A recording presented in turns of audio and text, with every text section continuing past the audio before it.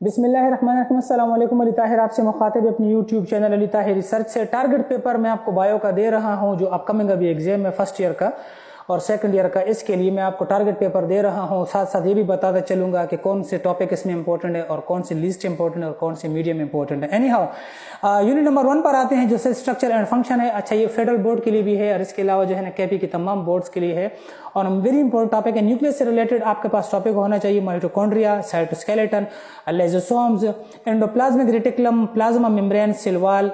इसके अलावा जो है ना आप इसके एंड में एमसीक्यूज देख लें। ये बहरहाल ये 6 टॉपिक्स जो हैं, ये 7 टॉपिक्स जो हैं ये आप अपने तैयार कर लें। ये मोस्ट इंपॉर्टेंट यूनिट है। यहाँ से आपके शॉर्ट क्वेश्चन आएंगे और यहाँ से आपका शॉर्ट क्वेश्चन कवर भी इससे होंगे। नेक्स्ट टॉपिक पर जाते हैं यानी नेक्स्ट यूनिट पर जाते हैं जो कि वेरी इंपॉर्टेंट है। जो पहला यूनिट है वो मोस्ट इंपॉर्टेंट है, दूसरा जो है ये वेरी इंपॉर्टेंट है। और वेरी इंपॉर्टेंट में क्या है? कंडेंसेशन है, हाइड्रोलाइसिस है, इंपॉर्टेंस ऑफ वाटर है, कार्बोहाइड्रेट्स हैं, प्रोटीन है, लिपिड्स है, differentiate between DNA and RNA है। ये आपके पास 7 टॉपिक हैं और इसके अलावा जो बाकी एक्सरसाइज है बुक के एंड में आप उसको अपने पास नोट कर लें, देख लें। यूनिट नंबर 3 लीस्ट इंपॉर्टेंट है यानी इससे ज्यादातर सवाल आते नहीं है। बहरहाल आप अगर आप इसमें देखना चाहते हैं सिर्फ इससे एक सवाल आप कवर कर लें और वो ये है कि factor that effect rate of enzyme reaction. ये आप अपने पिछले 9-10 से भी आप कवर कर सकते हैं सवाल को, इट्स ओके। और अगर आप लिफ्ट भी करते हैं, इसको छोड़ भी देते हैं तो इट्स ओके, लेकिन ये सवाल उठा लें बाज़ औक़ात क्योंकि वो सवाल लाजमी उठाते हैं तो एक आपका शॉर्ट क्वेश्चन या लॉन्ग क्वेश्चन का बी पार्ट हो जाएगा। एनी हाउ अब आते हैं जी एक और चैप्टर पर। ये हमारे पास ना मोस्ट इंपॉर्टेंट है और ना वेरी इंपॉर्टेंट है, लेकिन ये हमारे पास इंपॉर्टेंट जरूर है। यूनिट नंबर 4 बायो एनर्जेटिक्स है, लाइट रिएक्शन है, डार्क रिएक्शन है, रिस्पायरेशन है और क्रेब्स साइकिल है। जो क्रेब्स साइकिल इसमें मोस्ट इंपॉर्टेंट है और इस दफा जो क्रेब्स साइकिल है डायरेक्ट कर लें, ये खामखा लाजम इस दफा मौजूद होगा पेपर में। फोटो रिस्पायरेशन है, differentiate between C3 and C4। ये मोस्ट इंपोर्टेंट 6 टॉपिक्स हैं यूनिट नंबर 4 के और ये लाजमी आप इसे कवर करें। इस वजह से ये टारगेट पेपर है, यानी तमाम गेस्ट जो होते हैं उसका निचोड़ है, उसे टारगेट पेपर कहते हैं और ये पेपर में लाजमी मौजूद होते हैं। बहरहाल अदरवाइज जो है आप अपनी ट्राई कर लें। अगर आप लेंथी गेस्ट पर जाना चाहते हैं तो वो भी मैं ऑलरेडी अपलोड करूंगा। यूनिट नंबर 5 पर आते हैं। यूनिट नंबर 5 है classification of viruses, structure of HIV, structure of flu virus, lytic cycle, AIDS and HIV infection, hepatitis A, B and C और इसके अलावा 7वां टॉपिक है विराइड्स। ये मीडियम इंपॉर्टेंट है, यानी मतलब ना ज्यादा इंपॉर्टेंट है और ना लीस्ट इंपॉर्टेंट है। ठीक है, ये दरमियाना है। इससे भी आपका जो है ना क्वेश्चन आपका आएगा, जरूर आएगा। ये नहीं अच्छा लीस्ट और मीडियम या मोस्ट या वेरी, इसमें फर्क आप समझें पहले। इनमें से चैप्टर से क्वेश्चन जरूर आते हैं, ये नहीं कि नहीं आते हैं, लेकिन अगर आप इसे लिफ्ट करना चाहते हैं कोई अपनी चॉइस पर तो लिफ्ट कर सकते हैं। ठीक है जी। चैप्टर नंबर 6 पर आते हैं जो कि प्रोकैरियोट्स है। Structure of bacteria most important है क्वेश्चन इसमें। Mode of nutrition of bacteria, growth in bacteria. अच्छा, ग्रोथ इन बैक्टीरिया और structure of bacteria most favourite question है, जिसे आप स्टेरिक कर लें। रिप्रोडक्शन इन बैक्टीरिया ये आपका मोस्ट इंपॉर्टेंट है और इसे भी स्टेरिक कर लें। रिप्रोडक्शन इन बैक्टीरिया जो है ये आपका 100% चांस है, ये 100% टारगेट है कि ये पेपर आपका आएगा। ठीक है, सॉरी ये आपका क्वेश्चन आएगा। यूनिट नंबर 7 पर आते हैं जो कि प्रोटेस्टा है एंड फंजाई है।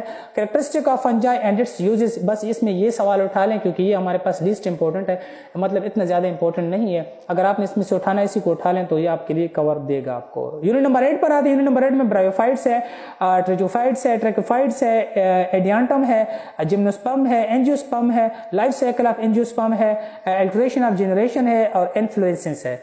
ये हमारे पास एक इंपॉर्टेंट चैप्टर है, इसको भी आप कवर कर लें यूनिट नंबर 8। अच्छा, जो मैं आपको कह रहा हूँ कि इंपॉर्टेंट या वेरी इंपॉर्टेंट या मोस्ट इंपॉर्टेंट, अगर आप सिर्फ इनको भी उठा लेते हैं ना तो आपका पेपर कंप्लीट होता है। तो अगर आप चॉइस पे छोड़ना चाहते हैं अपनी मर्जी से चॉइस पर छोड़ सकते हैं।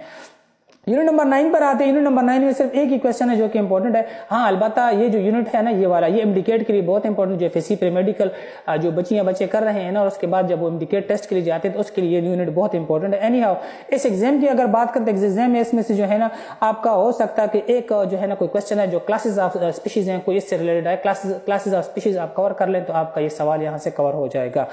यूनिट नंबर 10 पर आते हैं, जैसे कहते हैं vernalization, photoperiodism, transport and plants. Transport and plants जो है इसे आप स्टाइरेक्ट कर लें, ये मोस्ट इंपॉर्टेंट है और ये लाजमी आपका ये आएगा।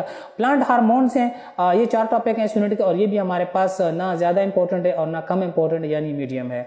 इसके अलावा हमारे पास यूनिट नंबर 11 है डाइजेशन, जिसका नाम है डिसऑर्डर ऑफ डाइजेशन, अल्सर वगैरह जो है इसमें इंपॉर्टेंट है, ये बहुत ज्यादा इंपॉर्टेंट है। Function of stomach, small large intestine, liver, pancreas वगैरह, ये हमारे पास इसके टॉपिक्स हैं। Structure of stomach, its cells are important. ठीक है, इसके जो सेल्स हैं वो बहुत ज्यादा इंपॉर्टेंट है, जो स्ट्रक्चर ऑफ स्टमक है।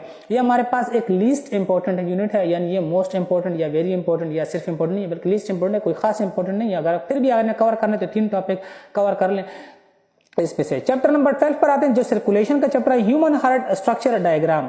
स्ट्रक्चर भी और इसके साथ डायग्राम इसका मस्ट है, और ये भी हमारे पास ज़्यादा इंपॉर्टेंट चैप्टर नहीं है, लीस्ट इंपॉर्टेंट है। ब्लड वेसल आप इसमें देख लें, डिसऑर्डर एंड इट्स ट्रीटमेंट्स देख लें, एंजियोग्राफी वगैरह, ओपन हार्ट सर्जरी वगैरह और हाइपरटेंशन वगैरह। ये हमारे पास 4 टॉपिक्स हैं इसके, आप इन 4 टॉपिक्स को देख लें, इंशाल्लाह आपका ये कवर हो जाएगा। लास्ट यूनिट पर आते हैं, जो कि यूनिट नंबर हमारे पास 13 है, इम्यूनिटी है। ये भी हमारे पास लीस्ट इंपॉर्टेंट है, यानी इतना ज़्यादा इंपॉर्टेंट नहीं है, लेकिन इससे भी सवाल उठाते हैं। First second third line of defence overview, first second और third line of defence overview, और what is fever, it's benefit क्या है, इसके अलावा जो है ना इंटरफेरेंस है। ये हमारे पास इंपॉर्टेंट टॉपिक्स है यूनिट नंबर 13 के, और टोटल मिला के आई थिंक अराउंड अबाउट 30 या 35 सवाल बनते होंगे बायो के, ये आप कवर कर लें। मैं फिर से बता दूं कि जिन क्वेश्चंस के मुतालिक मैंने कहा है, जिन चैप्टर्स के मुतालिक की लीस्ट इंपॉर्टेंस का मतलब हरगिज ये नहीं है कि उनसे सवाल नहीं आएगा, उनसे आएगा सवाल, लेकिन आप अपने हिसाब से अगर चॉइस पर छोड़ना चाहते हैं तो छोड़ दें, अदरवाइज इसमें जो इंपॉर्टेंट टॉपिक है वो मैं आपको बता दी, तमाम लॉन्ग और शॉर्ट के लिए है। अपना बहुत सारा ख्याल रखिएगा। अल्लाह हाफ़िज़।